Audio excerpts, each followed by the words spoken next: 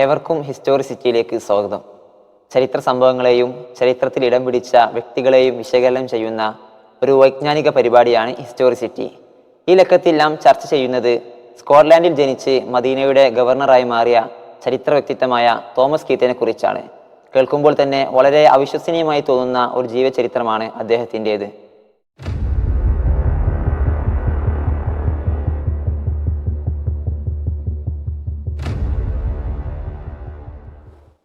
ഉസ്താദ്, ആരായിരുന്നു Thomas Keith? അദ്ദേഹത്തിന്റെ ചെറുപ്പകാലം എങ്ങനെയായിരുന്നു? തോമസ് കീത്തിനെ കുറിച്ച് പറയുമ്പോൾ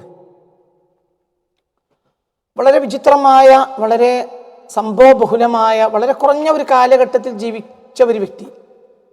അദ്ദേഹത്തിൻ്റെ ജനനം AD 1793, മരണം 1816. അതായത് 23-ാമത്തെ വയസ്സിൽ മരണപ്പെടുക ഈ മനുഷ്യൻ. ഈ 23 വയസ്സിനുള്ളിൽ ഒരു മനുഷ്യൻ നേടിയ നേട്ടങ്ങൾ, അത്ഭുതകരമായ നേട്ടങ്ങൾ, അതായത് വിസ്മയാവഹമായ ചരിത്ര നേട്ടങ്ങളുള്ള വ്യക്തിത്വമാണ് തോമസ് കീത്ത്.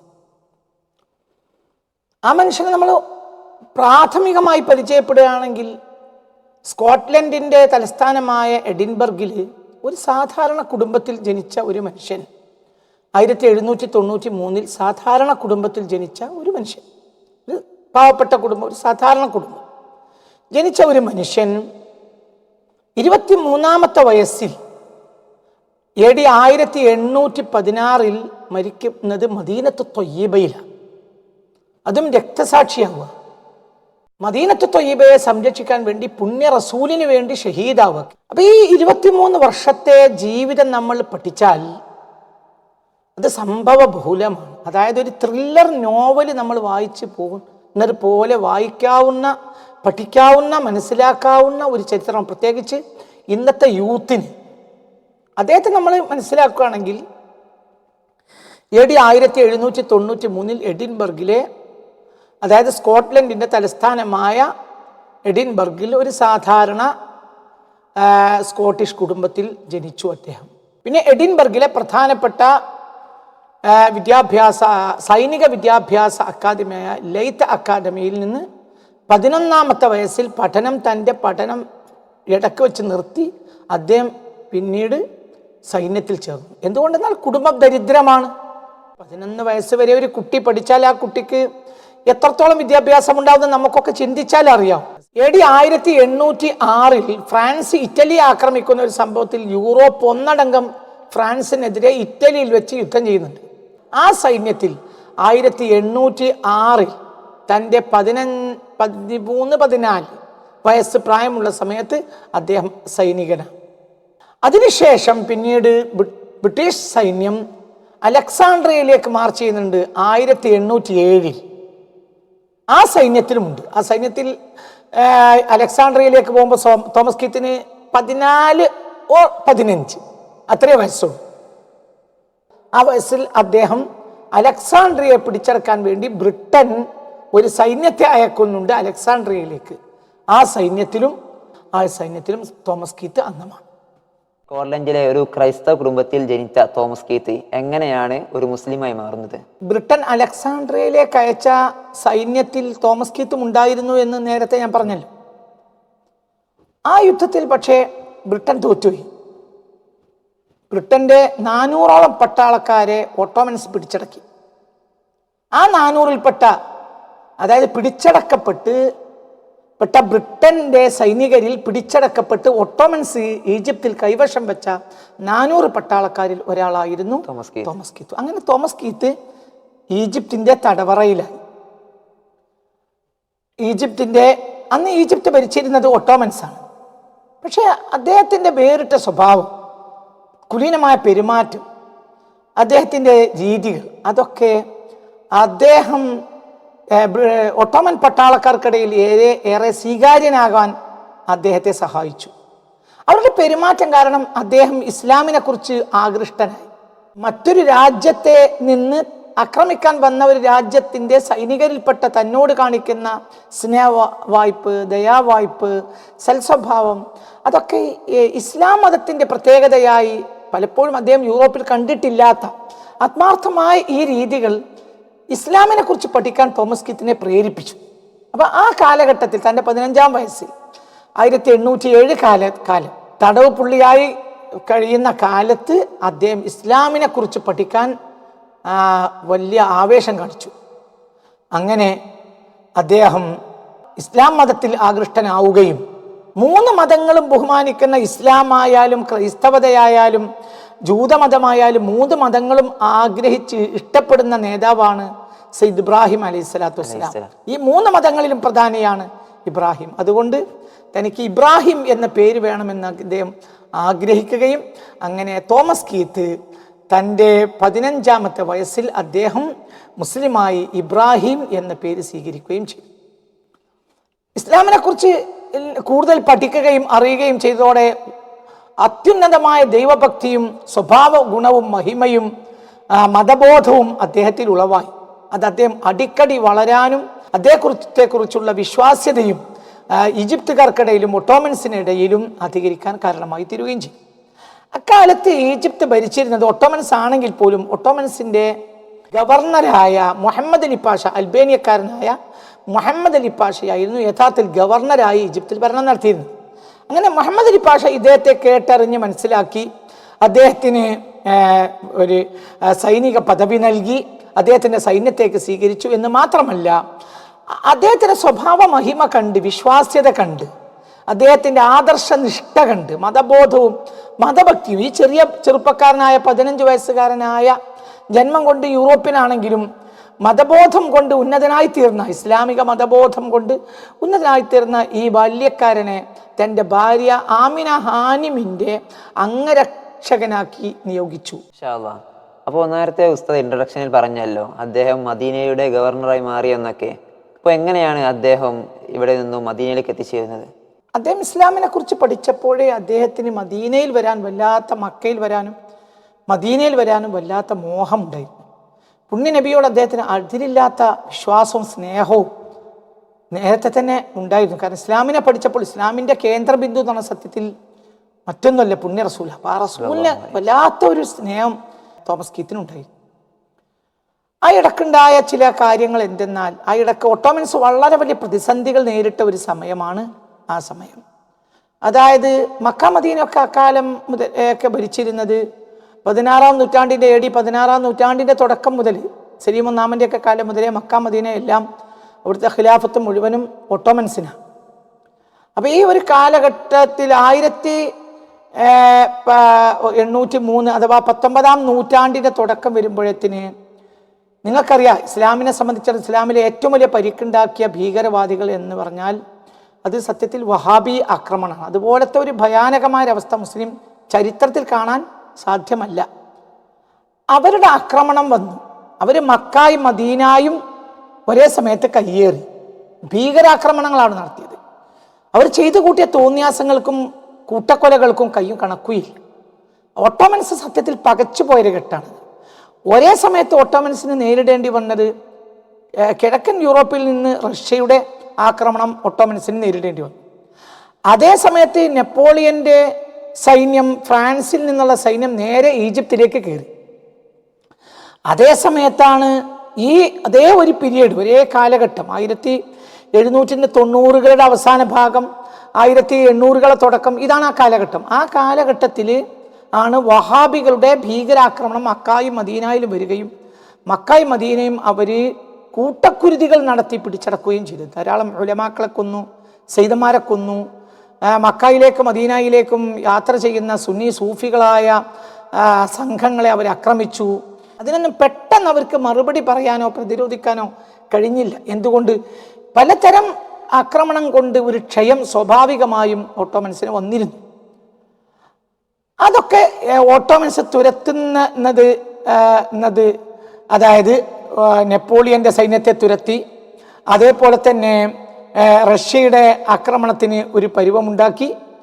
അതിനുശേഷം മുഹമ്മദ് അലി പാഷയോട് AD 1811 ഹിജാസ് തിരിച്ചു പിടിക്കാനുള്ള സൗകര്യം അവർക്കുണ്ടായത്. അതിനുവേണ്ടി സത്യത്തിൽ കൃത്യമായി അവർ നിയോഗിക്കുന്നത് മുഹമ്മദ് അലി പാഷയാണ്.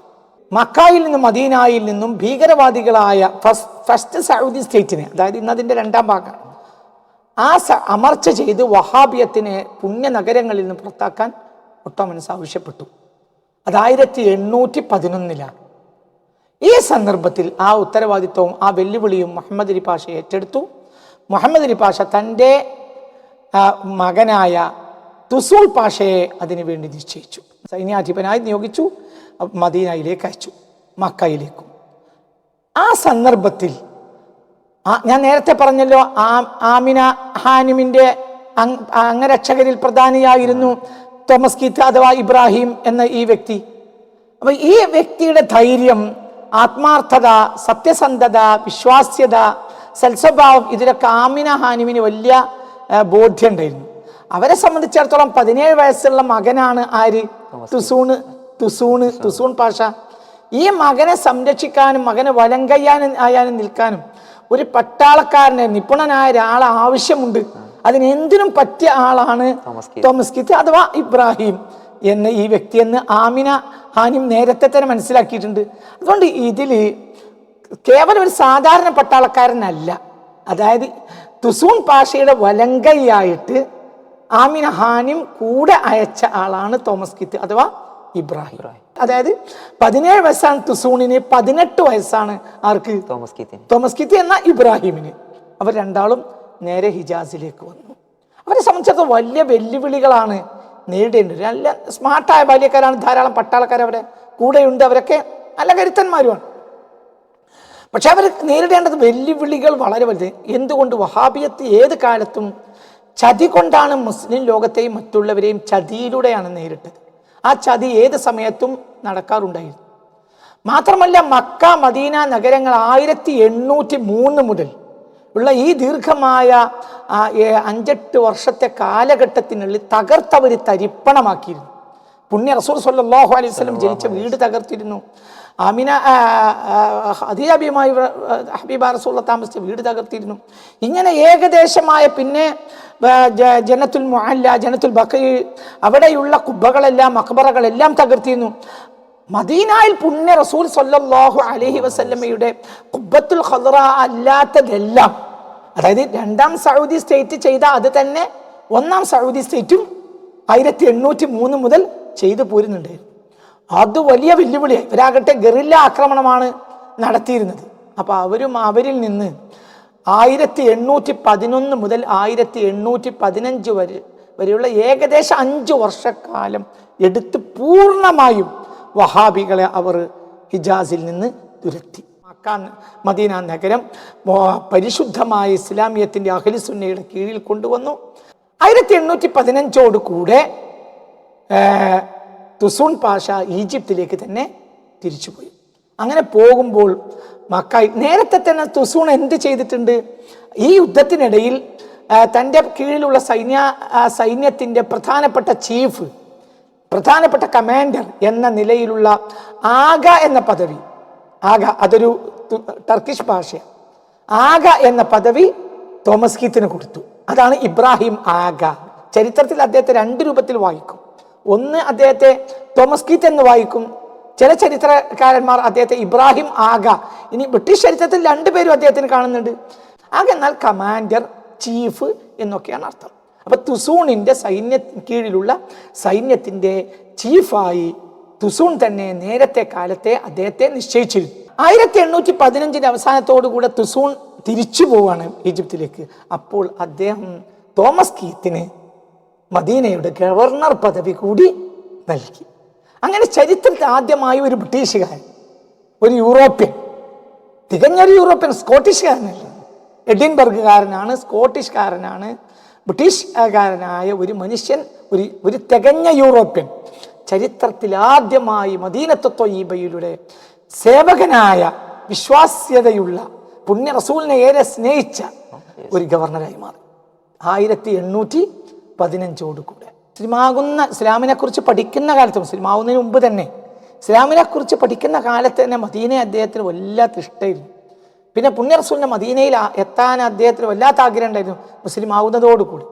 അപ്പൊ ഈ 1811 തുസൂൺ പാഷയുടെ വലങ്കയായി മദീനയിലേക്ക് വരുന്നതോടുകൂടെ അദ്ദേഹത്തെ സംബന്ധിച്ചിടത്തോളം അദ്ദേഹത്തിൻ്റെ ജീവിതത്തിൻ്റെ സ്വപ്ന സാക്ഷാത്കാരാണ് ഉണ്ടായത്. അതോടുകൂടെ പിന്നെ അദ്ദേഹത്തിന് 15-ന്റെ അവസാനം 7815 തുസൂൺ ഈജിപ്തിലേക്ക് തിരിച്ചു പോകുന്ന ഘട്ടത്തിൽ ഗവർണർ എന്നൊരു ഉത്തരവാദിത്വം കൂടി വന്നു. അത് വല്ലാത്തൊരു ഭാഗ്യമാണ്. എന്തുകൊണ്ട്? മദീനയെ പ്രേമിച്ച ഒരു മനുഷ്യൻ അവസാനം പിന്നെ ആര് തന്നെയായി? മദീനയുടെ ഭരണാധികാരിയായി. പുണ്യ റസൂലിന്റെ മദീനയെ സ്നേഹിച്ചു. അതൊക്കെ വലിയൊരു തെളിവാണ്. കാരണം പുണ്യ റസൂലിനെ സ്നേഹിച്ച ആൾ ആരാണെങ്കിലും അയാൾ ഏത് ദിക്കിൽ ജനിച്ചാലും ജീവിച്ചാലും ഏതൊക്കെ വ്യത്യസ്ത സാഹചര്യങ്ങളിൽ ജീവിച്ചാലും അള്ളാഹു ആ മനുഷ്യനെ വല്ലാത്തൊരു നേട്ടത്തിലേക്ക് ഉയർത്തുമെന്നതിന് തോമസ് കീത്തിന്റെ ജീവിതം വളരെ തെളിവാണ്. മാനവ ചരിത്രം കണ്ട അത്ഭുതമാണ്. ഞാൻ പറഞ്ഞ ഒരു ത്രില്ലർ നോവൽ വായിക്കുന്ന പരിവാണ് സത്യത്തിൽ നമുക്ക് അദ്ദേഹത്തിൻ്റെ ജീവിതം വായിക്കുമ്പോൾ. 1815 തുസൂൺ തന്നെ ഗവർണറായി ഏൽപ്പിച്ച് തിരിച്ചു പോകുന്ന ഘട്ടത്തിൽ അദ്ദേഹത്തിൻ്റെ ഉത്തരവാദിത്വം എന്ന് പറഞ്ഞാൽ വളരെ വലുതാണ്. എന്തുകൊണ്ട്? ഒരേ സമയത്ത് അദ്ദേഹത്തിന് മദീനയെ സംരക്ഷിക്കണം, അതേ സമയത്ത് ശത്രുക്കൾ ഇപ്പോഴും എത്തിച്ചേരും, അതേ സമയത്ത് അദ്ദേഹം പുനർനിർമ്മാണങ്ങൾ, മക്ക മദീന പുനർനിർമ്മാണങ്ങൾ, മദീനയുടെ പുനർനിർമ്മാണം ആ ഘട്ടത്തിൽ, അതായത് ഫസ്റ്റ് സൗദി വഹാബി സ്റ്റേറ്റ്, ഇന്നത്തെ സൗദി സ്റ്റേറ്റിന്റെ 1ാം വെർഷൻ, അത് അവർ തകർത്ത കാട്ടാള ഹിംസയുടെ പുനർനിർമ്മാണം, അതിന്റെ പേച്ച് വർക്ക് മുഴുവനും ചെയ്യാൻ അക്കാലത്ത് നേതൃത്വം നൽകിയത് സത്യത്തിൽ ഇബ്രാഹിം ആഗ എന്ന തോമസ് കീത്താണ്. അത് അദ്ദേഹത്തെ സംബന്ധിച്ചിടത്തോളം വളരെ വലിയൊരു സന്തോഷമാണ്. കാരണം മദീനയിൽ എത്താൻ വേണ്ടി ആഗ്രഹിച്ച ഒരു മനുഷ്യൻ മദീനയിൽ ഗവർണറായി. പിന്നെ പുണ്യ റസൂലിന്റെ ചാരത്ത് തകർക്കപ്പെട്ടതിന്റെ മുഴുവനും പുനർനിർമ്മാണം അള്ളാഹു സുബ്ഹാനഹു വ തആല ഒരു നിയോഗം പോലെ തന്നെ ഏൽപ്പിക്കപ്പെടുക എന്ന് പറഞ്ഞാൽ, അള്ളാഹുവിനാൽ താൻ ഏൽപ്പിക്കപ്പെടുക എന്ന് പറഞ്ഞാൽ അത് വല്ലാത്തൊരു സന്തോഷമല്ലേ. ആ സന്തോഷം ആത്മാർത്ഥമായും ചടുലമായിട്ടും ആണ് തോമസ് കീത്ത് അഥവാ ഇബ്രാഹിം ആഗ ഈ കാലഘട്ടത്തിൽ നിർവഹിച്ചു. അപ്പോൾ തോമസ് കീത്ത് അഥവാ ഇബ്രാഹിം ആഗ മദീനയ്ക്ക് വേണ്ടി രക്തസാക്ഷിയായി എന്നൊക്കെ ഉസ്താദ് പറഞ്ഞല്ലോ. അപ്പോൾ എങ്ങനെയാണ് ആ ദാരുണമായ സംഭവമൊക്കെ പിന്നീട് നടന്നത്? ഇത് വല്ലാത്തൊരു സംഭവമാണ്. അത് വല്ലാത്തൊരു സംഭവം. അത് ധാരാളം പഠിക്കാനുള്ള, നമ്മുടെ പുതിയ കാലത്ത് പ്രത്യേകിച്ചും വളരെ പഠിക്കാനുള്ള ഒരു സംഭവമാണ് ആ സംഭവം. അദ്ദേഹത്തിൻ്റെ ജീവിതത്തിൻ്റെ ഏറ്റവും നമുക്ക് പ്രചോദനമാകുന്ന ഘട്ടം എന്ന് പറഞ്ഞാൽ ആ ഒരു ഘട്ടം തന്നെ. അദ്ദേഹത്തിൻ്റെ 23-ാമത്തെ വയസ്സ് തുസൂൺ പാഷം തിരിച്ചുപോയി. എന്നാൽ അതേ സമയത്ത് വഹാബികൾ ഗറില്ലാക്രമണം നടത്തിക്കൊണ്ടേയിരുന്നു മദീനക്കെതിരെ. അങ്ങനെ ഒരു ഘട്ടത്തിൽ അവരുടെ ഒരു വല്ലാത്ത ആക്രമണം നടക്കുന്ന വിവരം അറിഞ്ഞ് പ്രതിരോധിക്കാൻ വേണ്ടി ഇവർ സജ്ജരായി വഹാബികളുമായി മദീനയെ സംരക്ഷിക്കാൻ വേണ്ടി ബഹുമാനപ്പെട്ട പുണ്യ റസൂലിന്റെ കുബ്ബ പോലും തകർക്കും, പച്ച കുബ്ബ പോലും തകർക്കും ഞങ്ങൾ എന്ന് ശപഥം ചെയ്തിരുന്ന ആ ജനതയിൽ നിന്ന്, ആക്രമകാരികളിൽ നിന്ന് മദീനത്തു ത്വയ്യിബയെ സംരക്ഷിക്കാൻ വേണ്ടിയിട്ട് ഇദ്ദേഹത്തിന്റെ നേതൃത്വത്തിലുള്ള, ഗവർണറുടെ നേതൃത്വത്തിലുള്ള സൈന്യം സജ്ജരാവുക. ആ സമയത്ത് അദ്ദേഹം നടത്തിയ ഒരു പ്രസംഗം ഇന്നും അത് ഒട്ടോമൻ ചരിത്ര രേഖകളിൽ, തങ്കലിപികളിൽ എന്ന് പറയുന്ന പ്രകാരം രേഖപ്പെടുത്തിയിരുന്നു. ആർക്കും അതൊക്കെ പഠിച്ചാൽ വ്യക്തമായി മനസ്സിലാക്കാൻ കഴിയും. അതായത് ഈ യൂറോപ്യൻ, അദ്ദേഹം യൂറോപ്യനാണല്ലോ, ഈ യൂറോപ്യൻ പറയുന്നത്, ഓ സത്യവിശ്വാസികളെ, നമ്മൾ കയ്യും മെയ്യും മറന്ന് പുണ്യ റസൂലിന്റെ മദീനയെ അക്രമകാരികളായ വഹാബികളിൽ നിന്ന് സംരക്ഷിക്കാൻ വേണ്ടി യുദ്ധത്തിനിറങ്ങാണ്. ഈ യുദ്ധത്തിൽ ഒരുപക്ഷെ നാം ജയിക്കാം. നാം ജയിച്ചാൽ നമുക്ക് അഭിമാനിക്കാം. അല്ലാഹു സുബ്ഹാനഹു വ തആല പുണ്യ റസൂലിന്റെ മദീനത്തു ത്വയ്യിബയെ സംരക്ഷിക്കാൻ വേണ്ടി നമ്മളെ കൈകൾക്ക് കരുത്ത് നൽകിയല്ലോ എന്ന സന്തോഷത്തിൽ നമുക്ക് തുടർന്ന് ജീവിക്കാം. ആ ജീവിതം ഇസ്സത്തുള്ളൊരു ജീവിതമായിരിക്കും. അദ്ദേഹത്തിന്റെ പ്രഭാഷണം ഇന്നും അത് ഒട്ടോമൻ ചരിത്ര രേഖകളിൽ ലഭ്യമായ ഒരു ചരിത്രമാണ്. അതല്ല, ഈ യുദ്ധത്തിൽ നാം രക്തസാക്ഷികളാവുകയാണെങ്കിലോ നമുക്ക് അഭിമാനിച്ച അള്ളാഹുവിനെ കണ്ടെത്താം. ഞങ്ങൾ പുണ്യ റസൂലിന്റെ മദീനക്ക് വേണ്ടി, പുണ്യ റസൂലിന് വേണ്ടി, അള്ളാഹുവിന്റെ ഹബീബിന് വേണ്ടി ആയ ആളുകളാണ് റബ്ബെ ഞങ്ങൾ എന്ന് പറഞ്ഞ് റബ്ബിന്റെ കോടതിയിൽ വരാം. ഇത് പ്രസംഗിക്കുക, ആരെ പ്രസംഗിക്കുന്നത്? ഒരു തികഞ്ഞ യൂറോപ്യൻ, ഒരു സ്കോട്ടിഷ്കാരൻ. അങ്ങനെ ആ യുദ്ധത്തിൽ, അതായത് വഹാബികളുടെ ഗറില്ല ആക്രമണത്തിൽ വഹാബികൾ മദീനയ്ക്കെതിരെ AD 1816 നടത്തിയ ഭീകരാക്രമണത്തിൽ ദാരുണമായി 23-ാമത്തെ വയസ്സിൽ അള്ളാഹുവിൻ്റെ ഹബീബിൻ്റെ മദീനത്തു ത്വയ്യിബക്ക് വേണ്ടി മഹാനായ തോമസ് കീത്ത് റഹ്മത്തുള്ളാഹി അലൈഹി ഇബ്രാഹിം ആഗ എന്ന അദ്ദേഹം രക്തസാക്ഷി. ഇവിടെ നമ്മൾ ചിന്തിക്കേണ്ടത് ധാരാളം കാര്യങ്ങൾ ഇതിൽ പഠിക്കാനുണ്ട്. ആരാണ് മദീനയെ ആക്രമിക്കുന്നത്? ശുദ്ധരായ അറബികൾ. ആരാണ് മദീനയെ സംരക്ഷിക്കാൻ നേതൃത്വം കൊടുക്കുന്നത്? ഒരു തികഞ്ഞ യൂറോപ്യൻ. ആരാണ് മദീനയെ ആക്രമിക്കുന്നത്? നാമത്തിലെങ്കിലും മുസ്ലിമായ ഒരു ജനത. അവരാരാണ്? അറബികളാണ്. മദീനയെ ആക്രമിക്കുന്ന അറബികളാണ്. മദീനയെ സംരക്ഷിക്കാൻ വേണ്ടി തന്റെ 23-ാം വയസ്സിന്റെ ഊർജ്ജസ്വലതയിൽ മദീനയ്ക്ക് വേണ്ടി പ്രതിരോധം തീർക്കുന്നത് ആരാണ്? ഒരു ശുദ്ധനായ സ്കോട്ടിഷ്കാരനായ തികഞ്ഞ യൂറോപ്യൻ ആയ സായിപ്പ്. അങ്ങനെയല്ലേ നമ്മളെ ഭാഷയിൽ പറയാം? നമ്മളെ ഭാഷയിൽ അവരെ പറ്റിയൊക്കെ എന്താ പറയാ? സായിപ്പ്, ഒരു തികഞ്ഞ സായിപ്പ്. ഇവിടെ അള്ളാഹുവിന്റെ ഹബീബിന്റെ ഒരു വാക്ക് പൂർത്തിയാകുക, ലാ ഫളല ലിൽ അറബി അലൽ അജമി ഇല്ലാ ബിത്തഖ്വ. ഒരു അറബിക്ക് അനറബിയേക്കാൾ ഒരു യോഗ്യതയുമില്ല. യോഗ്യത അള്ളാഹുവിലും റസൂലിനുമുള്ള അവർ കാണിച്ച ആത്മാർത്ഥതയുടെ അടിസ്ഥാനത്തിൽ മാത്രമാണ്. അപ്പോൾ ആത്മാർത്ഥത ഇല്ലാത്ത ആ ഘട്ടത്തിൽ ആരാ? എന്നുമെന്നല്ല, ആ ഘട്ടത്തിൽ അള്ളാഹുവിന്റെ റസൂലിനെയും